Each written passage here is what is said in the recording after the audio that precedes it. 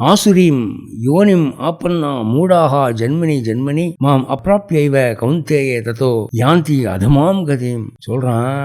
ஒவ்வொரு ஜென்மத்திலையும் மேலும் மேலும் அசுரனாய் தீயவனாய் பிறந்து பிறந்து என்ன ஆவான, அவன் ஆத்மா போச்சு, அதை விட ஒண்ணு பெருசா இழக்கிறான். என்னன்னா என்னை இழக்கிறான். அவன் என்னை அடையவே முடியாது, என்னை யாருன்னு தெரிஞ்சுக்கவே முடியாது, நல்லோருடைய சேர்க்கை அவன் கிடைக்காது, என்னை அடையவே முடியாதபடி அவன் மேலும் மேலும் கீழ்நோக்கிய பிறப்புகளை அடைந்து அவன் ஜென்மமே நாசமாகிவிடும் என்று சொல்றான். ஆசுரீம் யோனிம் ஆப்பன்னா மூடா ஜென்மனி ஜென்மனி, ஒவ்வொரு ஜென்மத்திலையும் மேலும் மேலும் மோசமான பிறப்பு அடைந்து மாம் அப்ராப்யைவை என்னை அடையவே முடியாத ஒரு இடிநிலையை அடைந்து கௌந்தேய தத்தோ யாந்தி அதமாம் கத்தியம், இதை விட கேடுகிட்ட நரகம் கிடையாது என்கிற நரகத்துல போய் விடுவான். நரகத்துல முக்கியமா 28 நரகம் சொல்லியிருக்குது கருட புராணத்துல.